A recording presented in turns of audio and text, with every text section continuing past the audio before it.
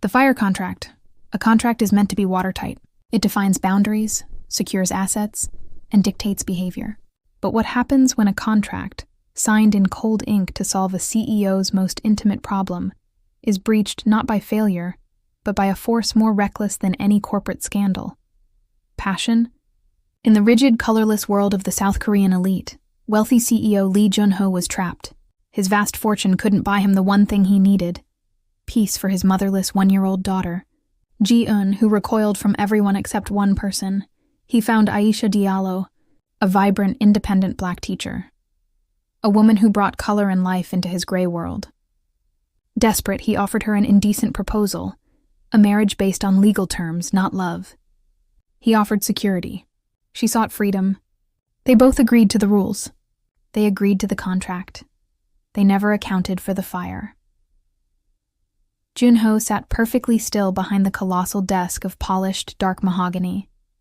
The air in his high-rise office was cold, dry, and silent, a reflection of his own meticulously controlled existence. His custom-tailored suit felt like armor, necessary protection against the world, and against the uncomfortable anxiety coiling in his gut. He was Lee Jun-ho, a man who commanded respect and solved problems with cold, logical precision. But the problem of his daughter, Ji-eun, was defying every solution money could buy. A soft knock preceded Aisha Diallo's entry. She was a startling anomaly in this world of muted colors. Her dress, a vibrant spring leaf green, seemed to absorb the muted light and glow. Her hair was styled in neat braids, pulled back to reveal a face of striking, intelligent beauty. She possessed a warmth, a life, that felt utterly foreign in his sterile environment. Jun-ho found his thoughts momentarily derailed, remembering a fleeting, inappropriate celebrity comparison. He ruthlessly suppressed it. This was business. "Thank you for coming, Ms. Diallo," Jun-ho began, his voice a low, measured baritone that betrayed none of his internal turmoil. He gestured to the 2 untouched cups of herbal tea. "I appreciate you leaving your work." Aisha settled onto the sleek, uncomfortable chair. She offered a small, polite smile, though her posture was subtly coiled. "It's no trouble, Mr. Lee. I'm anxious about Ji-eun. Is everything all right with her?" Her voice, soft and melodic, carried the slight lilt of an accent he found himself registering with unnerving clarity. Jun-ho took a slow, deliberate breath. He picked up the slim, leather-bound portfolio. "Ji-eun is the reason you are here." He opened the portfolio, revealing the document within, and pushed it across the vast desk. The paper was pristine white, the contrast stark against the dark wood. "As you know, my daughter has not recovered from the departure of her mother. She is in distress. She rejects all comfort, all caregivers, except you." Aisha's brow furrowed, a flicker of confusion crossing her face. "She's a wonderful child, Mr. Lee. She just needs consistent warmth. She's missed it. Consistent warmth. Yes, I require that for her, permanently." Jun-ho's gaze was unwavering, his eyes dark with a desperation he had masked as authority. "I am proposing marriage, Ms. Diallo, a contractual marriage." The word struck Aisha with a cold, shocking finality. Marriage, to him. The absurdity of the transaction stole her breath. She had expected to discuss Ji-eun's feeding schedule, not her own future. I beg your pardon?"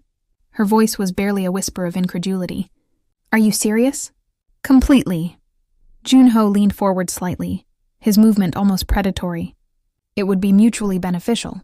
For Ji-eun, it is stability. For you, it is security. Financial security, a respected social position, and freedom from whatever obligations or pressures are drawing you away from Seoul." Aisha froze. How could he know? Her family's constant, wearying calls about her duty, her financial obligation to her younger cousins, her need to find stability back home. The thought was chilling. This man hadn't just studied his daughter. He had studied her situation. Her anger flared, hot and immediate, battling the profound, cold shock. She gripped the arms of the chair until her knuckles were white. "Mr. Lee," she said, her voice regaining a painful steeliness, "do you truly believe a child's heart can be bought with a contract?" "I am not buying a heart, Ms. Diallo. I am buying a solution for a child I cannot save by myself." He met her fierce gaze. "And I am offering you the chance to be that solution, with a financial settlement, that would secure the future of your entire family and guarantee your independence in this country. He watched her carefully, knowing he had offered her an escape hatch from a debt she was too proud to mention. Aisha sat in a small, cozy cafe hours later, nursing a lukewarm herbal tea. The crisp document lay beside her phone, the cold reality of the proposal forcing an internal war. She hadn't slept, pacing her tiny studio apartment all night. She pulled her phone toward her, the screen lighting up with a fresh wave of messages. The latest was a voice note from her mother, a tired lament about the money needed for her aging grandmother's medicine, followed by a gentle, crushing plea for Aisha to come home and marry well. Aisha felt the weight of her generational debt, the profound responsibility to her family that overshadowed her own dreams. The thought of having to abandon her career, her life, and her dream of opening her own bilingual nursery was suffocating. She traced the outline of the contract. Freedom. The money would solve the immediate, crushing financial pressure, allowing her to send home funds without relinquishing her autonomy. This was her shield. The contract is a golden cage, she thought bitterly. But it's a cage I can live in on my own terms. She stepped out of the cafe, the cool autumn air hitting her face, and found herself drifting toward the nursery. She stood outside the low iron fence, watching the courtyard. There was Ji-eun. The little girl sat alone, pushing a wooden block. When a kind Korean teacher knelt to encourage her, Ji-eun immediately recoiled, tears welling up, her small body stiff with distrust. Then, Ji-eun saw Aisha. The transformation was immediate and absolute. The tears dried, replaced by a radiant, unreserved joy. Ji-eun's tiny hands shot out between the bars of the fence. Her mouth opened in a silent, happy cry. "Teacher Aisha!" The raw, unguarded need in that child's face pierced through Aisha's armor of resentment. Her heart melted. He may be buying a solution, but I would be earning a purpose. How could she turn her back on this profound, unique connection? The cultural kinship, the instinctive trust. It was undeniable. She couldn't deny Ji-eun. Later that evening, Junho's phone vibrated. He snatched it up, his breath catching when he saw her name. Mr. Lee. Aisha's voice was clear, composed, and notably firmer than the day before. Ms. Diallo. He returned instantly to his CEO persona. "I have reached a decision," Aisha stated. "I am accepting, but let me be perfectly clear. I am not accepting your money for my personal comfort.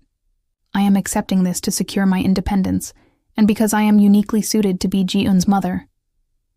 Junho leaned back, a flicker of something, respect, touching his eyes. "What are your terms, Ms. Diallo?" 1. I maintain my employment at the nursery until the school year ends. 2.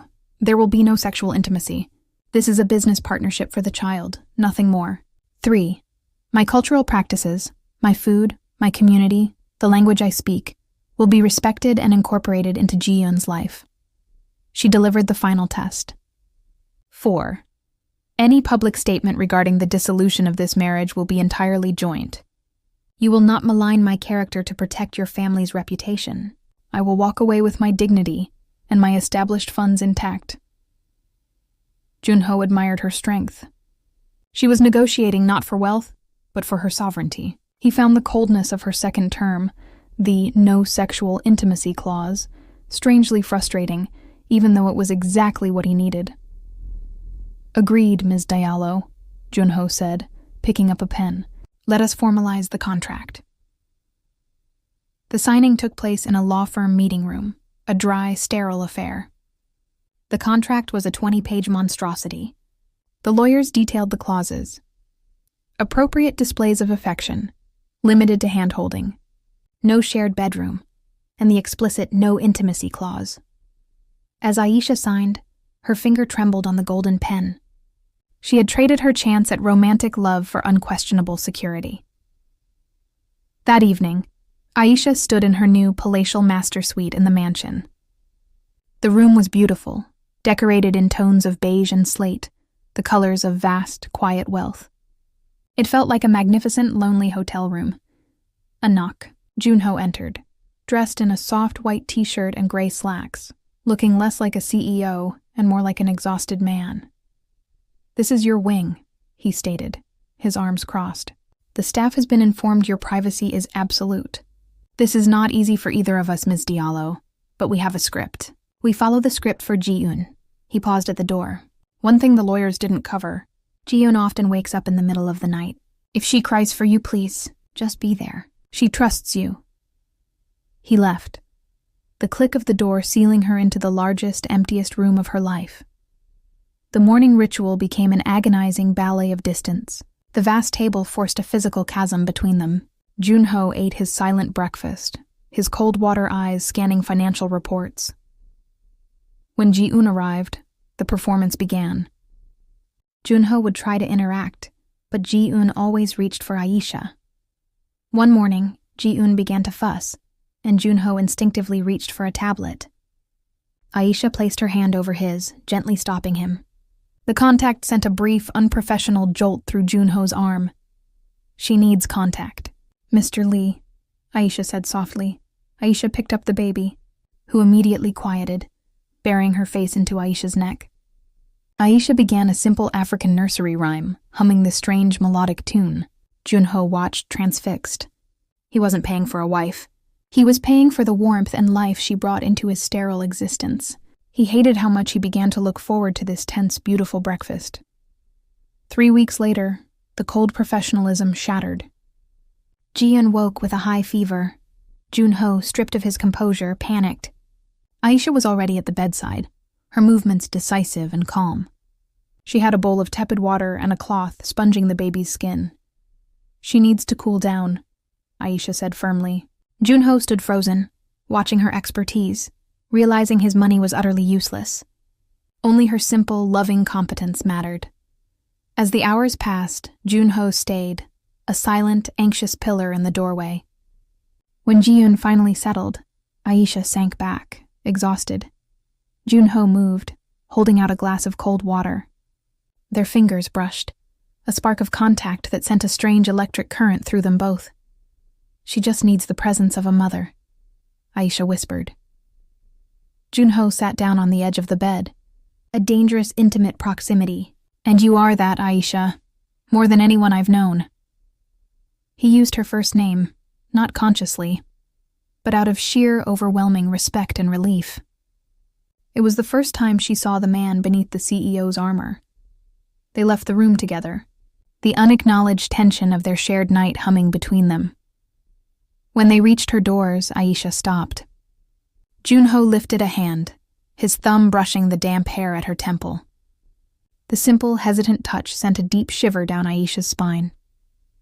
Junho's hand moved from Aisha's temple, cupping her cheek, his touch surprisingly soft. His eyes, usually sharp and guarded, were dark and questioning. He leaned in, slow, giving her every opportunity to retreat. Aisha did not retreat. She rose slightly on her toes, closing her eyes as their lips met. The kiss was not a hesitant formality. It was a desperate, immediate conflagration, fueled by weeks of forced discipline. Junho pulled her body tight against his arms caging her, his control instantly snapping under the weight of his own sudden, undeniable desire. The cold CEO was gone, replaced by a man finally liberated from the constraints of his guilt and his lineage. Aisha responded with an equal, consuming fervor, her small, passionate sighs a profound counterpoint to the silence of the immense, cold mansion. They stumbled backward, not toward her suite, that cold, impersonal space, but toward the nearest wall, their bodies pressing together in the forgotten service stairwell. The contract screamed in her mind. Section 5.2, no sexual intimacy. But the raw, physical truth of his touch drowned out the lawyer's sterile words. His kisses were demanding, moving from urgent hunger to deep, possessive intimacy. Aisha ran her hands over his chest, feeling the taut muscle beneath the thin shirt, acknowledging the powerful man she knew existed beneath the tailored suit. It was a release of all the pressure, the unspoken tension, and the forbidding glances that had tormented them both. Junho pulled back just enough to look into her eyes, which were wide, dark, and swimming with desire. "Aisha," he rasped, her name sounding like a vow and a confession all at once. "I don't care about the rules. I care about this." He lifted her into his arms. She instinctively wrapped her legs around his waist, burying her face into his neck. inhaling the clean, expensive scent of him, a scent that now mingled with the faint fragrance of her own shea butter and the dusty air of their secret sanctuary. The journey to her suite was quick, desperate, and silent, a chaotic scramble of whispered promises and fumbling hands. They barely made it inside the door before they were tearing at each other's clothes, shedding the uniforms of their professional lives. The green dress fell to the slate floor, a pool of vibrant color quickly forgotten. Junho hadn't slept. He'd spent the pre-dawn hours in his private study, the cold air conditioning doing little to quell the heat radiating from his body. The residual memory of Aisha's mouth and the frantic, undeniable press of her body against his. The CEO in him screamed in silent panic. Breach of contract, irresponsible, exposure. He had behaved like a desperate, reckless teenager. He walked the perimeter of the room, running his thumb over his bottom lip, tasting the fire. He was supposed to be the man of logic, the master of control. Instead, he had been exposed as a man consumed by a simple, terrifying need. He hated how much he wanted to repeat the violation. Aisha arrived at the breakfast nook 10 minutes late, an act of calculated self-preservation.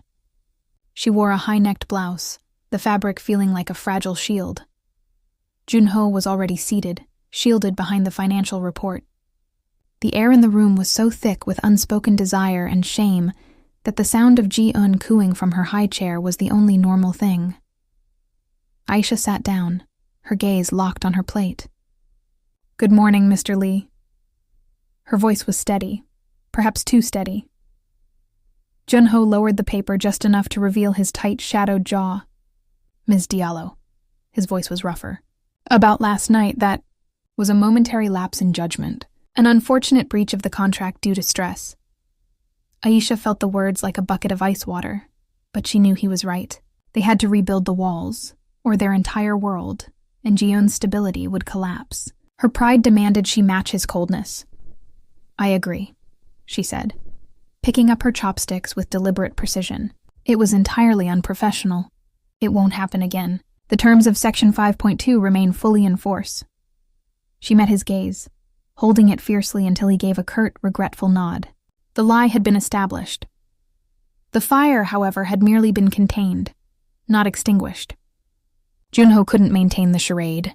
His solution was a one-line text message. "The library, 1 a.m. code blue."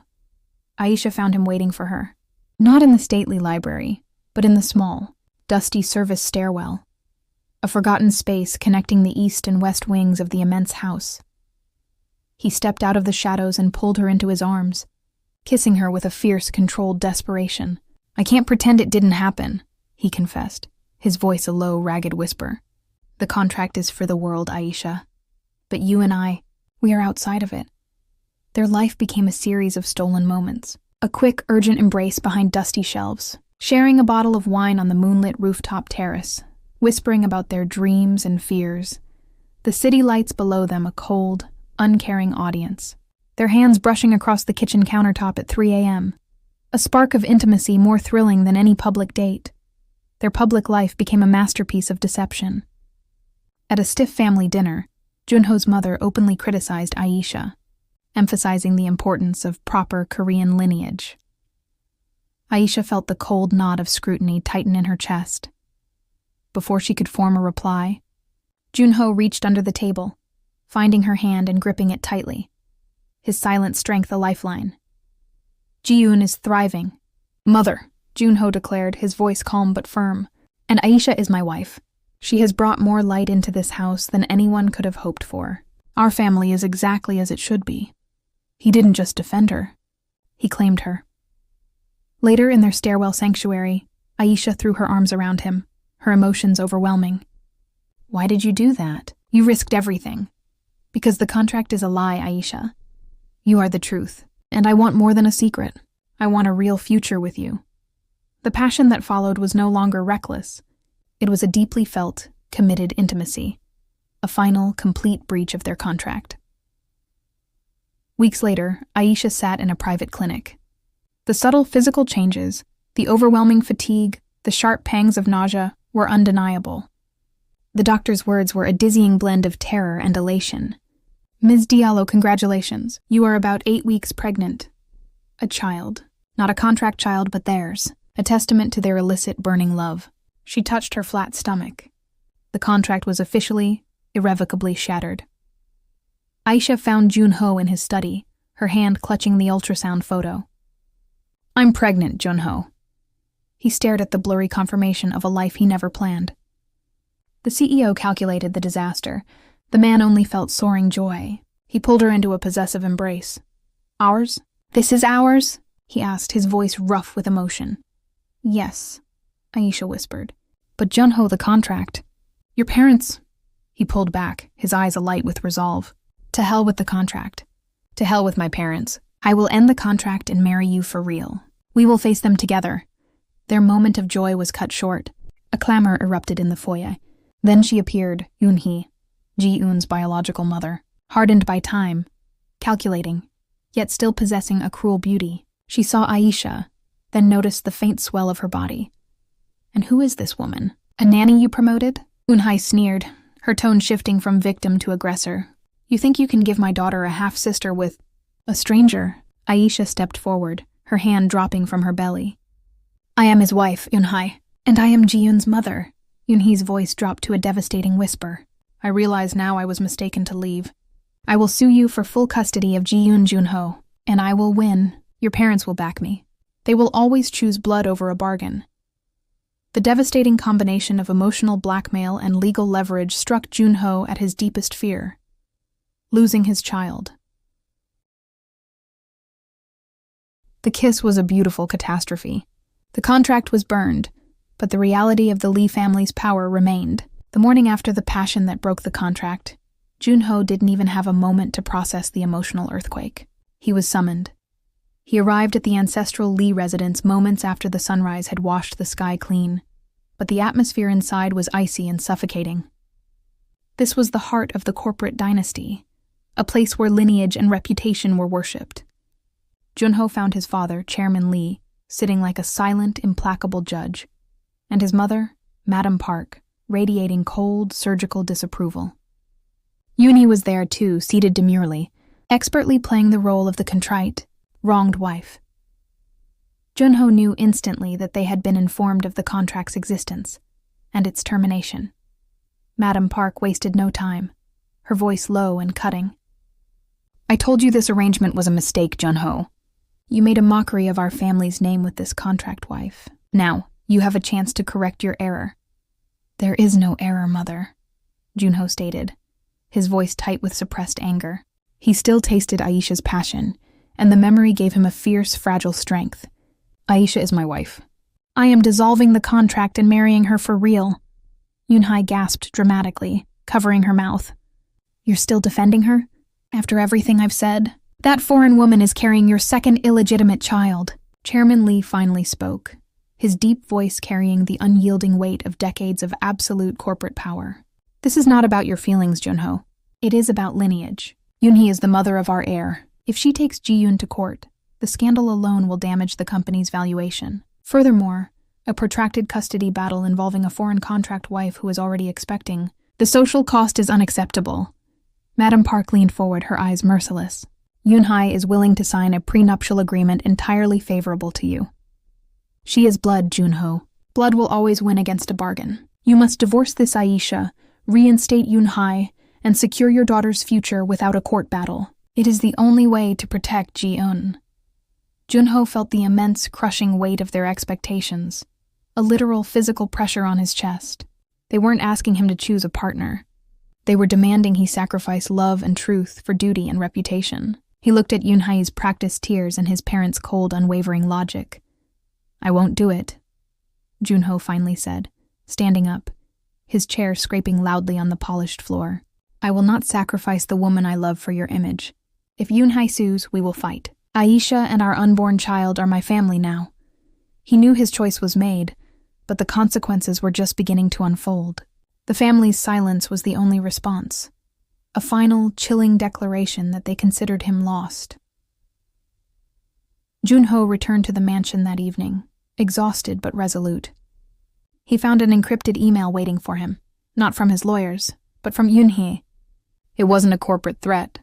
It was a devastating emotional letter, calculated manipulation at its finest.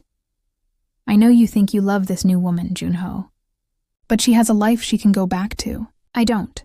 And if I lose Jiun, I will lose everything. The court will see her as a foreign opportunist who is now expecting your second child. They will see me as the birth mother who suffered a temporary lapse. I will win, and your son will hate you for dragging him through this mess. Let her go, and let us be a family again. The message was brutal, expertly playing on his weakness, Ji-yoon. He could weather his parents' anger. He could weather the corporate scandal. But he could not risk losing the only thing that mattered, his daughter. The fear was a cold, paralyzing dread. That night, Aisha called him to the stairwell. She was resolute. She will win the custody battle, Junho. I'm going to leave, he pleaded, but she was resolute, placing his hand over her stomach. You secure Jiun's peace for 6 months. You play the role. I will go home, deliver our son safely, and wait for your call. You will follow us. He gave her a final, desperate kiss, a vow that transcended contracts. A week later, Aisha performed her final agonizing role. She stood in the foyer, her face a mask of polite resignation, enduring the cruel, triumphant glances of Yoon-hae and Madam Park. The agony peaked when Ji-eun was brought in. The little girl clung to Aisha, weeping. Aisha knelt, whispering her final message. Be brave, my love. Auntie Aisha will always love you. Junho stood frozen, his eyes cold and distant, a perfect, heartbreaking performance of a man accepting a necessary end. He did not look at her as she walked out. Junho walked to his study. He slammed his fist onto the desk, his voice raw. I will come for you, Aisha, he whispered. I will come for our son. Wait for me. The next 6 months will be pure psychological torment. Junho will maintain a facade with Yoon-hae while spending his nights secluded in his study, methodically crafting his escape plan, shifting funds and organizing documents. His only link was the occasional encrypted message on his burner phone. The entire world felt muted and cold, the price of his choice. And there we pause. Junho is left alone in his study, the armor of the CEO finally cracked, holding the truth of his new son and the desperate vow to reunite his family. 6 months of silent, strategic torture now stand between him and the woman he loves. What would you do? Story lovers, we have to know. What would you do at this stage? Would you risk everything, like Junho, to choose love over power? Or is the blood tie and the pressure from his family too strong to overcome? Drop a comment below and tell us your thoughts. We read every single one. Join the journey. If you're gripped by the fire contract and you want to be there for the final confrontation, the moment Junho dismantles his empire, confronts his family, and risks everything for his wife and children, then you need to subscribe. Hit that subscribe button and turn on notifications so you don't miss the epic conclusion of this story. And as always, tell us, where are you watching from? We love hearing from our story lovers all over the world.